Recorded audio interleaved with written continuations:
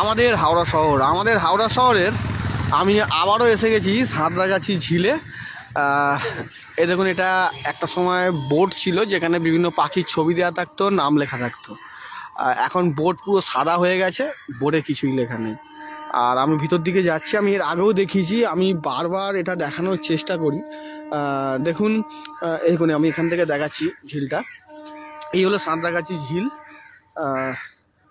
December মাসের আজকে কথাটি রাখেস, আজকে হচ্ছে তোমার 17 তারিখ। ডিসেম্বর মাসের আজকে 17 তারিখ। 17 তারিখেও এখনো পর্যন্ত পানা পরিষ্কার করা হয়নি। দেখতে পাচ্ছেন, আমি ওদিকটাও গিয়ে দেখাচ্ছি।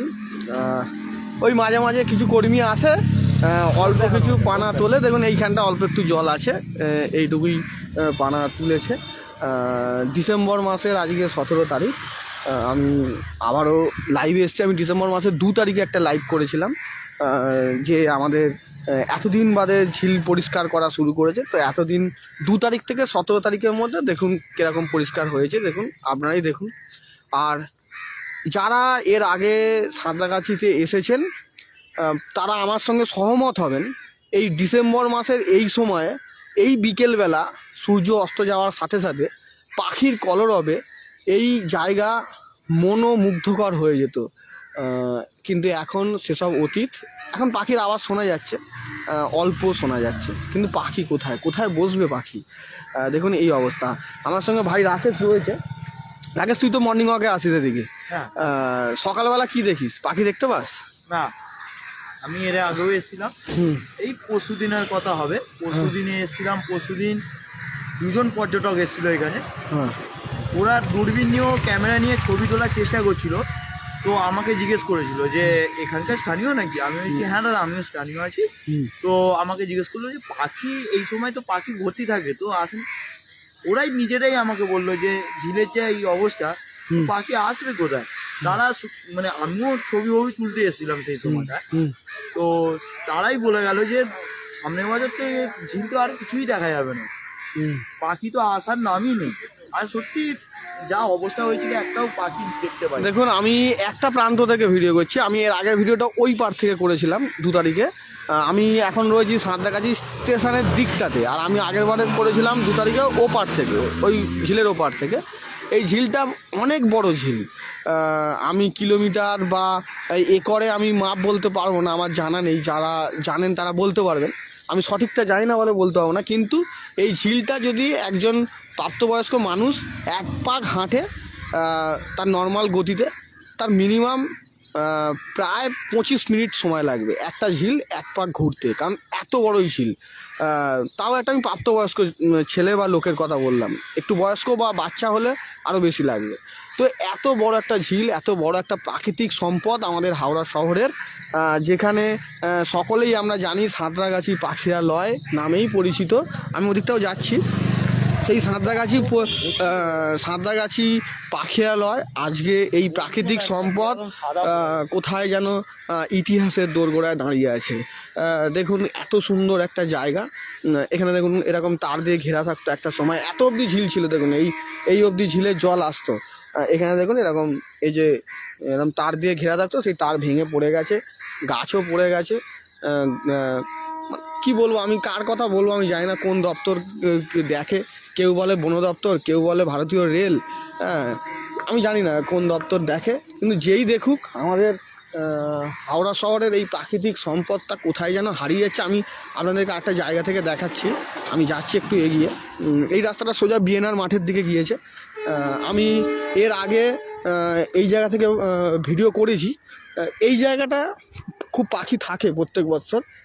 আমি যাচ্ছি, আমি গত বছর লাস্টের দিকে, অর্থাৎ জানুয়ারি মাসের ওই 26শে জানুয়ারি ওই সময়টা করে একটা ভিডিও করেছিলাম। তখন এখানটা বেশ কিছু পাখি দেখা গেছিলো, কারণ এখানটা একটু পরিষ্কার করে। এই দেখুন আমি জায়গাটা ঢুকছি। আমি আবারও বলবো, আমি করজোরে নিবেদন করব যারা এর দায়িত্বে রয়েছেন, আমাদের এই প্রাকৃতিক সম্পদটা দয়া করে নষ্ট হতে দেবেন না। আমাদের এই প্রাকৃতিক সম্পদ আমাদের হাওড়া শহরের প্রাণকেন্দ্র বলা চলে, এটাকে নষ্ট হতে দেবেন না দয়া করে। দেখুন আমি দেখুন এই ঝিলটা দেখাচ্ছি, দেখুন এই হলো সাঁতরাগাছি ঝিল। আজকে আমি লাইভের মাধ্যমে দেখাচ্ছি ডিসেম্বর মাসের আজকে 17 তারিখে দাঁড়িয়ে আছি। আমি রাকেশ দুজনে এসেছি, অল্প অল্প পরিষ্কার করার চেষ্টা হয়েছে। দেখুন এই যে এইখানটা অল্প অল্প পরিষ্কার করার চেষ্টা হয়েছে, হয়তো পরিষ্কার করেছে। আর এ দেখুন এইখানটা অল্প আছে, চারিদিকে পানা। এই ডিসেম্বর মাসে এই সময়টা বেশি নয়, আজ থেকে যদি আমরা 5-6 বছরও পিছিয়ে যাই, যদি অনেকের কাছেই এই ছবি ভিডিও অনেকের কাছেই হয়তো আছে, অনেক পাখিপ্রেমী মানুষ, পরিবেশপ্রেমী মানুষ এসেছেন এখানে, এসে ছবি তুলেছেন। এই বিকেলবেলা পাখির কলরবে এই জায়গাটা পুরো ভরে যেত এই সময়টা। কিন্তু আজকে আমি ডিসেম্বর মাসের 17 তারিখে দাঁড়িয়ে আছি, অত্যন্ত হতাশার সঙ্গে জানাচ্ছি আমাদের সাঁতরাগাছি পাখিরালয় কোথায় যেন ইতিহাসের দোরগোড়ায় দাঁড়িয়ে, সেই প্রাকৃতিক সম্পদ কোথায় যেন নষ্ট হওয়ার দিকে এগিয়ে চলেছে। জানি না এটা কিভাবে রক্ষা করা যাবে। আমি আমার মতনভাবে এই লাইভের মাধ্যমে জানাচ্ছি, চেষ্টা করছি। যদি কেউ ঊর্ধ্বতন কর্তৃপক্ষ বা যারা এই সংক্রান্ত বিষয়ে অবগত বা যারা এই বিষয়ে কোনো রকমভাবে সহযোগিতা করতে পারবেন, তাদের কাছে অনুরোধ করছি। আমাদের হাওড়া শহরের গর্ব এই সাঁতরাগাছি পাখিরালয়টাকে নষ্ট হতে দেবেন না। আমরা এখনও জানি ছোটদের জেনারেল নলেজ বইয়েতে একটা কোশ্চেন থাকে যে পরিযায়ী পাখি আমাদের পশ্চিমবাংলার কোথায় আসে, তো সবার প্রথমে উত্তর থাকে সাঁতরাগাছি ঝিল বা সাঁতরাগাছি পাখিরালয়। কিন্তু আগামী দিনে যা দেখছি এই সাধারণ জ্ঞান বা জিকে বই থেকে হয়তো এই প্রশ্নটা উঠে গিয়ে ইতিহাসের বই এই প্রশ্নটা চলে যাবে যে একটা সময় পরিযায়ী পাখি কোথায় আসতো, তখন হয়তো সেই প্রশ্নের উত্তরটা হবে সাঁতরাগাছি। মানে এই অবস্থায় হয়ে দাঁড়িয়েছে। আমাকে মার্জনা করবেন, আমি ভুল করলে আমাকে ক্ষমা করবেন। অবশ্যই যদি এই পোস্টটি আপনারা দেখেন, আপনারা শেয়ার করতে পারেন, যাতে যাদের মাধ্যমে এই ঝিলটা বাঁচানো যায় তাদের নজরে বা তাদের দৃষ্টিতে যদি আসে।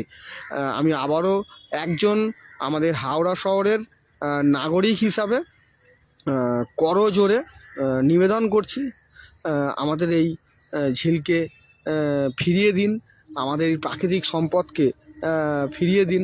আবার আগের মতন অনেক পাখি আসুক, পাখির কলরবে ভরে উঠুক এই সাঁতরাগাছি ঝিল, এই আশা করব। সকলের কাছে অনুরোধ করছি, আসুন আমরা সবাই মিলে চেষ্টা করি এই প্রাকৃতিক সম্পদকে রক্ষা করার। আমি আজকে ডিসেম্বর মাসের 17 তারিখে এই সময় দাঁড়িয়ে ভিডিও করলাম। আমি আবারও লাইভে আসবো ডিসেম্বর মাসের লাস্টের দিকটায়, এসে আবারও আপনাদেরকে দেখাবো যে কী অবস্থায় রয়েছে। আমি আশা করব এই পানা পরিষ্কার হবে, পাখি আবারও আসবে। দেখুন অল্প অল্প কিছু পাখি উড়ছে আমি দেখতে পাচ্ছি, কিন্তু যে পরিমাণ পাখি থাকার কথা সে পরিমাণ পাখি নেই।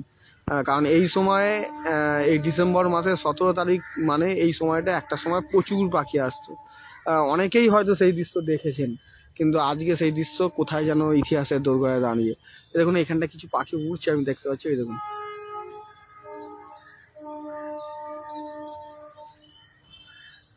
আমি লাইভটা থেকে বিদায় নিচ্ছি। আমি ডিসেম্বর মাসের আবার শেষের দিকে আবারও একটা লাইভ করে দেখাবো যে কী অবস্থায় রয়েছে। কারণ এখন দেখছি কিছুটা পানা পরিষ্কার করেছে, এই জায়গাটা দেখুন কিছুটা জল বেরিয়েছে, মানে জল হয়ে আছে, ওপাশটায় কিছুটা আছে। আশা করছি হয়তো, কিন্তু এই পরিষ্কারটা আরও একটু আগে করলে ভালো হতো, কারণ এখন পাখি আসার সময়, যখন পাখি আসার সময় সেই সময়তেই পরিষ্কার করছে।